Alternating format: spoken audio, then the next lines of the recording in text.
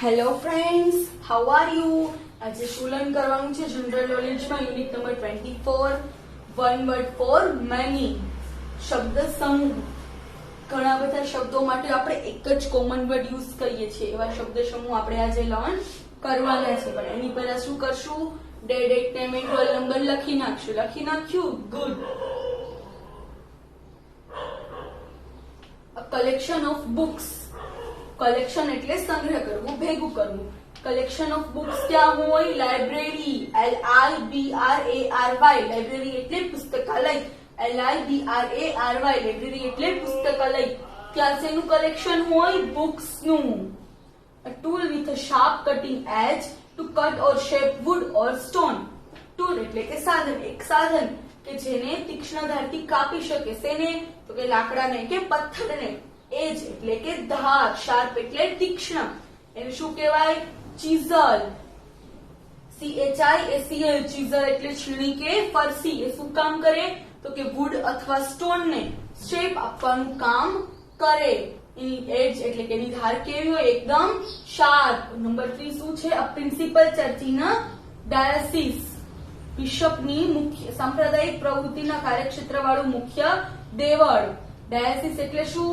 કે જે સાંપ્રદાયિક પ્રવૃત્તિ થાય છે. સાંપ્રદાયિક એટલે કે ધર્મને લગતી એવી કાર્યક્ષેત્રનું જે મુખ્ય, પ્રિન્સિપલ એટલે મુખ્ય, ચર્ચ એટલે કે દેવળ, એને શું કહેવાય? કેથેડ્રલ. શું કહેવાય? કેથેડ્રલ. CATHEDRAL. કેથેડ્રલ એટલે મુખ્ય દેવળ. CATHEDRAL. કેથેડ્રલ એટલે મુખ્ય દેવળ. શેને કહેવાય? A principal church in a diocese. Number 4, a man who prepares meals in a hotel. એક માણસ કે જે હોટલમાં meals એટલે કે જમવાનું પ્રિપેર કરવું એટલે કે બનાવવું, એને શું કહેવાય? CHEF. શેફ એટલે રસોઈયો. CHEF. શેફ એટલે રસોઈયો. શેફ કોને કહેવાય? તો કે જે હોટલમાં મીલ બનાવે, meals પ્રિપેર કરે, એને શું કહેવાય? શેફ. CHEF. શેફ એટલે રસોઈયો. Number 5, an underground room where wine is stored. Wine એટલે શું? દારૂ. Underground એટલે જમીનની નીચેનું. ભૂ એટલે જમીનની, ગર્ભ એટલે નીચેનું. જમીનની નીચેનો રૂમ કે જ્યાં વાઇન એટલે કે દારૂનો સ્ટોર એટલે કે સંગ્રહ થયો હોય, એને શું કહેવાય? સેલર. CELLAR. સેલર એટલે ભોંયરું. An underground room where wine is stored. જ્યાં વાઇન સ્ટોર થયો હોય એવા અંડરગ્રાઉન્ડ રૂમ ને શું કહેવાય? સેલર. CELLAR. સેલર એટલે ભોંયરું. સેલર એટલે શું? ભોંયરું. નંબર 6 શું છે? A public display of work of art. જે કલા, આર્ટ એટલે શું? કલા, એનું પ્રદર્શન. શું કરવાનું? એનું ડિસ્પ્લે બધા લોકોને બતાવવાનું. એને શું કહેવાય? એક્ઝિબિશન. EXHIBITION. એક્ઝિબિશન એટલે પ્રદર્શન. EXHIBITON. એક્ઝિબિશન એટલે પ્રદર્શન. એટલે શું? કે કોઈનું પણ કઈ આર્ટ હોય, કોઈ લોકો સારા પેઇન્ટિંગ કરતા હોય તો એનું શું ગોઠવાય? Exhibition. Number 7, material made from animal skin by tanning. Tanning એટલે શું? કમાવવું. ટેનિંગ એટલે કમાવવું. મટીરિયલ મેડ શેમાંથી? પ્રાણીના ચામડામાંથી. From animal skin. પ્રાણીના ચામડામાંથી જે મટીરિયલ બને કમાઈને, એની એક પ્રોસેસ છે કમાવવાની. જે આપણે પૈસા કમાવા જઈએ નહીં, પણ આ બીજું કમાવું છે, એક પ્રોસેસ છે. તો એને શું કહેવામાં આવે? લેધર. LEATHER. લેધર એટલે ચામડું. Material made from animal skin by tanning. શેના દ્વારા? તો કે પ્રાણીના ચામડામાંથી કમાવા માટેની વસ્તુ, એને શું કહેવાય? Leather. Animals kept or dealt in for use or profit. Animals પ્રાણીઓને ઉપયોગ કે નફા માટે રાખવામાં આવે તો એને શું કહેવાય? Live stock. LIVE. Live. STOCK. Stock એટલે પશુધન. લાઇવ સ્ટોક એટલે શું? પશુધન. અને લાઇવ સ્ટોક કેમ કહેવામાં આવે? તો કે એને ડેલ્ટ એટલે કે ઉપયોગ અને પ્રોફિટ એટલે કે નફો એના માટે રાખવામાં આવે. કોને? એનિમલ્સ ને. એને શું કહેવાય? Live stock. LIVESTOCK. Live stock એટલે એવા એનિમલ કે જેને રાખવામાં આવે. શેના માટે? ડેલ્ટ કે પ્રોફિટ માટે. Number 9, signature is given by famous persons to their fans.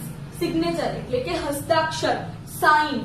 given by famous person, જે પ્રખ્યાત બધા પર્સન છે લોકો, કોઈ હીરો હિરોઈન છે બરાબર, એ લોકોના શું કરે બધા ઓટોગ્રાફ્સ લેવા જાય તો એને શું કહેવાય ઓટોગ્રાફ, એની જે સિગ્નેચર હોય એને શું કહેવાય ઓટોગ્રાફ, AUTOGRAPHS, ઓટોગ્રાફ્સ એટલે હસ્તાક્ષર, એટલે શું તો કે ફેમસ પર્સન ના જે સિગ્નેચર છે એને શું કહેવાય ઓટોગ્રાફ, AUTOGRAPHS, ઓટોગ્રાફ્સ એટલે હસ્તાક્ષર. A thing done to fool or deceive someone. Thing કોઈ વસ્તુ કે જે કોઈને મૂર્ખ બનાવવા માટે, ફૂલ એટલે કે મૂર્ખ, અને deceive deceive એટલે કે છેતરવું, કોઈને મૂર્ખ અથવા તો છેતરવા માટે શું જે યુઝ કરવામાં આવે થિંગ એને શું કહેવાય ટ્રિક, TRICK, ટ્રિક એટલે યુક્તિ, TRICK, ટ્રિક એટલે શું યુક્તિ. Number 11, diplomatic person representing his country abroad. Diplomatic એટલે શું રાજદ્વારી, એવો પર્સન કે જે અબ્રોડ એટલે શું વિદેશ, પોતાના દેશનું પ્રતિનિધિત્વ, રિપ્રેઝેન્ટેટિંગ એટલે શું પ્રતિનિધિત્વ, અબ્રોડ એટલે વિદેશ, રિપ્રેઝેન્ટ કરવું એટલે પ્રતિનિધિ કરવું, કન્ટ્રી એટલે દેશ, ઓન એટલે પોતાનું, અને ડિપ્લોમેટિક એટલે કે રાજદ્વારી, એવો રાજદ્વારી વ્યક્તિ કે જે વિદેશમાં પોતાના દેશનું પ્રતિનિધિત્વ કરે છે એને શું કહેવાય એમ્બેસેડર, AMBASSADOR, એમ્બેસેડર એટલે રાજદૂત. ડિપ્લોમેટિક પર્સન એ શું કરશે રિપ્રેઝેન્ટ કોને કરશે પોતાના કન્ટ્રીને, ક્યાં તો કે અબ્રોડમાં, એને શું કહેવાય ambassador. Number 12, a place where beer is brewed. brewed એટલે શું બનાવવો, BREWED, brewed એટલે બનાવવું, શું બિયર, બિયર એટલે દારૂ, BREWERY, બ્રુઅરી એટલે પીઠું, દારૂ બનાવવાનું કારખાનું, BREWERY, બ્રુઅરી એટલે પીઠું, દારૂ બનાવવાનું કારખાનું. Number 13, small ant like insects destructive to timber. Small એટલે કે નાનું, એન્ટ એટલે શું કીડી, એવો જીવાત નાની કીડી જેવી હોય, શું કરે તો કે ડિસ્ટ્રેક્ટ કરે એટલે કે વિનાશ કરે, શેને તો કે ટિમ્બર, ટિમ્બર એટલે ઇમારતી લાકડું, એને શું કહેવાય ટર્માઇટ્સ, TERMITES, ટર્માઇટ્સ એટલે ઉધઈ, TERMITES, ટર્માઇટ્સ એટલે શું ઉધઈ, નાની કીડી જેવું જીવાત, એન્ડ લાઈક એટલે શું એના જેવું, એવું જીવાત ઇન્સેક્ટ કે જે શું કરે ડિસ્ટ્રક્ટિવ કરવું એટલે વિનાશ કરવો, શેનું તો કે ટિમ્બર, ટિમ્બર એટલે ઇમારતી લાકડું, એનો વિનાશ, એનો ડિસ્ટ્રક્ટ કોણ કરે ટર્માઇટ્સ, ટર્માઇટ્સ એટલે શું ઉધઈ.